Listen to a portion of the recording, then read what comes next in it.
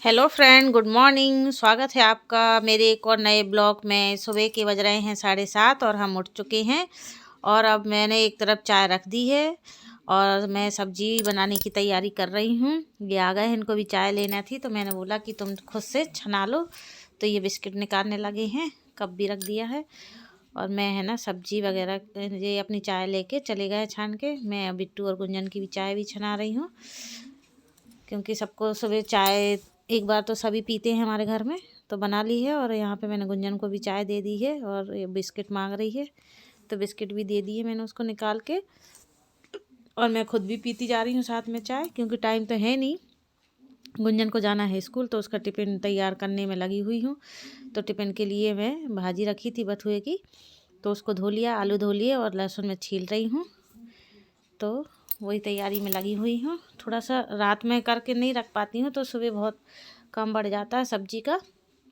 और सब्जी को तैयार करना बहुत मतलब मुश्किल ही समझ लो काम होता है सुबह सुबह जल्दी, क्योंकि टाइम तो उतना ही लेता है सब्जी को जैसे भाजी वगैरह हुई साफ़ करने में। तो यहाँ पे बिट्टू भी आवाज़ दे रहा है कि मम्मी मुझे गर्म पानी दे दो करके, तो मैंने उसके लिए भी गर्म पानी रख दिया। यहाँ मैं मिर्ची निकाल ली है हरी फ्रिज में से, तो वो भी उठ गया है, उसको भी मैंने आवाज़ लगा दी थी। अब मैंने काट लेती हूँ मिर्ची प्याज और चाय भी साथ साथ में पीती जा रही हूँ, क्योंकि आराम से बैठ के पियेंगे तो फिर टिफ़िन बनाने में लेट हो जाएंगे। तो इसलिए मैं बैठ के चाय नहीं पी रही हूँ, साथ साथ में पीती जा रही हूँ और यहीं पे सब्जी की तैयारी कर रही हूँ। मैंने पानी कर दिया है बंद बिट्टू के लिए, क्योंकि उसको मैं अभी से आदत डाल रही हूँ कि पानी पिया करो सुबह कुनकुना, तो फिर उसको आदत पड़ जाएगी तो बात के लिए अच्छा ही रहेगा। ये देखिए हमें जल्दी जल्दी प्याज का ये आ गया है पानी लेने के लिए। मैंने उसका पानी गर्म कर दिया, एक गिलास उठा लाया है और उसको भी मैं दे दूँ। गुंजन कह रही मम्मी जल्दी बना दो, मैं लेट ना हो जाऊँ। वो तैयार हो चुकी है। ये मैंने बिट्टू को पानी दे दिया, ये लेके चला गया।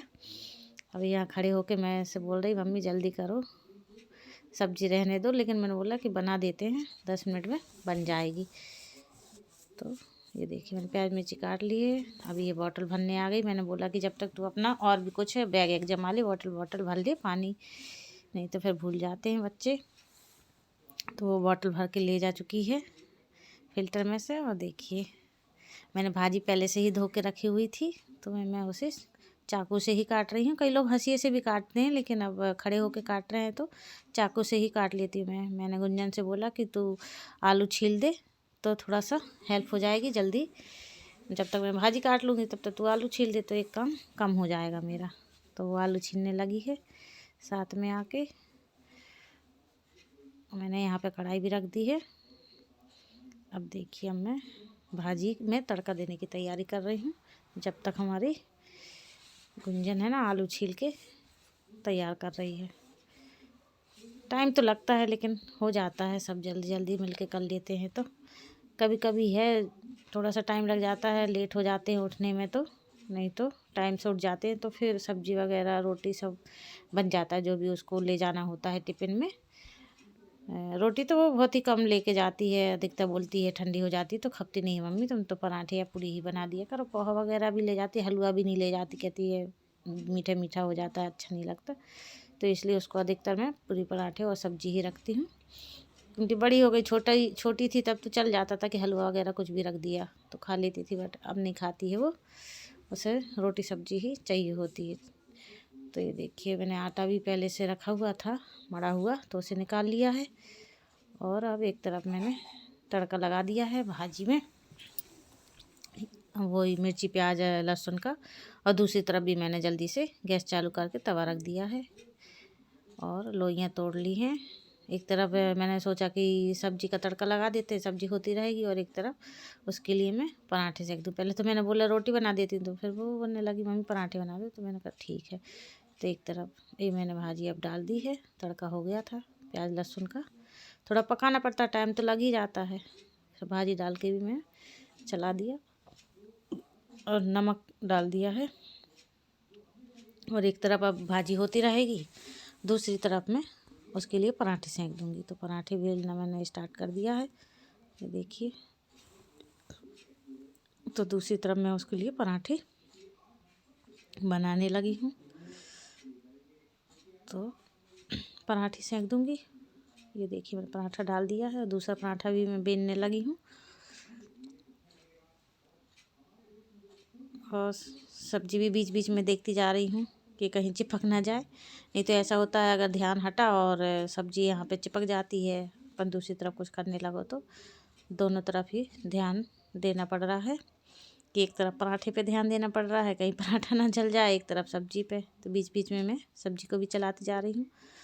और एक तरफ देखिए हमारे पराठे भी सिकना स्टार्ट हो गए हैं और तवे पराठा भी सेकती जा रही हूँ। और यहाँ पे चकोटी पे दूसरा पराठा भी मैंने बेल लिया है। और ये देखिए सब्जी को फिर से चलाना होता है बीच बीच में कि कहीं लग तो नहीं रही है, और चेक भी करना होता है क्योंकि सुबह जल्दी रहती है कि पकी कि नहीं। ये देखो आ गई है, बोल रही मम्मी कब तक बनेगी तुम्हारी सब्जी, मैं लेट हो रही हूँ, बार बार घड़ी देख रही है। तो मैंने बोला बस 2 मिनट और रुक जा, पके ही जा रहे, आलू रह गए हैं थोड़े से। मैंने बोला 2 मिनट तो पक जाएंगे जब तक तू टिफ़िन वगैरह उठा ले। तो उसने अपना टिफ़िन उठा लिया है, अब टिश्यू पेपर भी उठा लाई है क्योंकि बोल रही है कि अगर बस निकल जाएगी तो फिर मिलेगी नहीं और लेट हो जाएंगे। तो वहाँ पे स्कूल में टीचर भी डांटते हैं कि तुम लेट क्यों आई हो। अब बच्चे तो बोल देते हैं हम लेट हो गए या बस निकल गई, तो फिर वो नहीं मानते हैं कि बहाना बना रहे हैं करके। तो इसलिए वो बार बार बोल रहे मम्मी जल्दी करो। देखिए लगभग सब्जी हमारी शायद हो गई है। तो मैंने उसको बोला कि रुक जा, जब तक जूते मोजे पहन ले, मैं तेरा टिफ़िन लगा के दे रही हूँ। थोड़ी सी और ऐसा लगता ना लास्ट में कि थोड़े बहुत कसर रह जाती है आलू वगैरह में, तो कि और थोड़े से हो जाए पक जाए, तो मैंने फिर से ढक दी है कि और अच्छे से गल जाने दो, नहीं तो फिर वो अच्छे नहीं लगते हैं कि मतलब थोड़े से टाइट रहते हैं कच्चे, तो फिर वो खाने में मज़ा नहीं आता।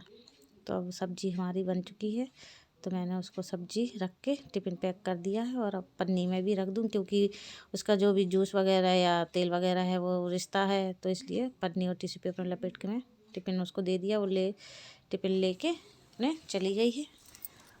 और मैं अपने फिर से गैस को मैंने बंद कर दिया है और उस तरफ रख दिया है क्योंकि मुझे उल्टा पड़ रहा था इस तरफ, तो मैंने तवा इस तरफ रख लिया है।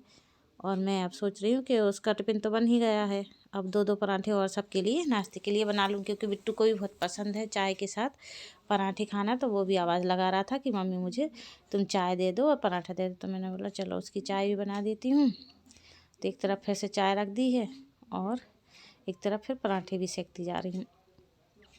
तो बाद में मैंने सोचा सबके लिए ही बना लेती हूँ, 2-2 पराठे नाश्ते के लिए हो जाएगा, अब अलग से क्या फिर नाश्ता बनाओ। तो फिर से मैं लग गई हूँ और बनाने के लिए पराठे। और दूध भी देखिए दूध छान के डालना होता है, नहीं तो मलाई पसंद नहीं करता है वो चाय में, तो मैंने उसकी चाय में दूध भी डाल दिया है छान के। और यहाँ पे गैस वेस्ट ना जाए इसलिए मैं गैस भी बंद कर देती हूँ। अभी मैंने इस तरफ की गैस बंद कर दी जिस पे तवा रखा था, क्योंकि उधर चाय भी बन रही है और अभी पराठे हमारे बेले नहीं थे, तो मैंने कहा पहले बेल के रख लेती हूँ फिर गैस चालूँगी। अब कई बार ऐसा होता है कि गैस चल रही है, तवा रखा है और पराठा बेला नहीं है या रोटी बेली नहीं है, तो फिर मैंने चालू कर लिया है। तो वो अपनी गैस है ना वेस्ट होती है, जल्दी ख़त्म हो जाती है फिर, तो यही तो थोड़ी थोड़ी सी बचत होती है जो काम आती हैं। ये देखो बिट्टू आ गया है, ये भी अपनी चाय और पराठा लेके चला गया है बाहर, और मैं लगी हुई हूँ और बनाने में। यही यही डेली का रूटीन होता है, सभी के घरों में होता होगा, मेरे घर में भी है। लेकिन जिस दिन स्कूल नहीं होती है बच्चों की उस दिन तो आराम से उठती हूँ, ना नाश्ते का टेंशन होता ना कुछ।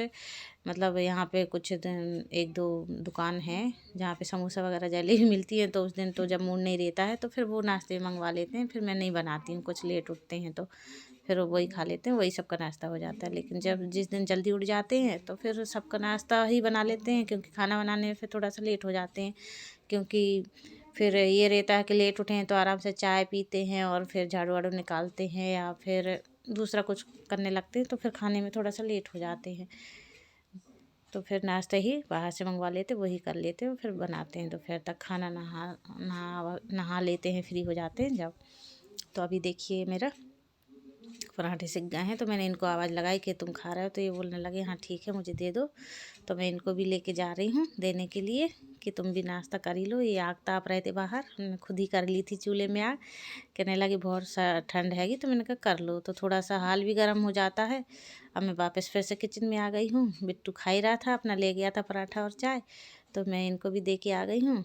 और फिर मैं और सेंकने लगी हूँ कि अगर और लेंगे तो एक्स्ट्रा भी सेंक लेती हूँ 1-2 पराठे, कि जिसको अगर और लगे तो फिर ले लेते हैं। तो फिर मैं फिर से किचन में आ गई हूँ और फिर लग गई हूँ अपने पराठे बनाने में। ये देखिए, तो इसी तरीके से सुबह सुबह जल्दी जल्दी काम पूरा निपटा लेती हूँ करके, क्योंकि वो तो करना ही होता है। अगर अभी नहीं बनाती नाश्ता तो फिर खाना बनाना पड़ता या कुछ अलग से बनाना पड़ता, पोहा वगैरह। तो मैंने कहा चलो पराठे ही सेंक लेती हूँ सबके लिए। पराठे हमारे सिक गए हैं, जो आटा बच रहा था उससे मैंने सोचा कि चलो 2-3 रोटी सेंक लेते हैं। तो फिर मैंने बाकी बचे हुए आटे की रोटियां सेंक ली हैं। तो रोटी भी सेंक के रख दी है, जिसको रोटी खाना होगी तो रोटी खा लेगा। और फिर आगे के और भी काम रहते हैं।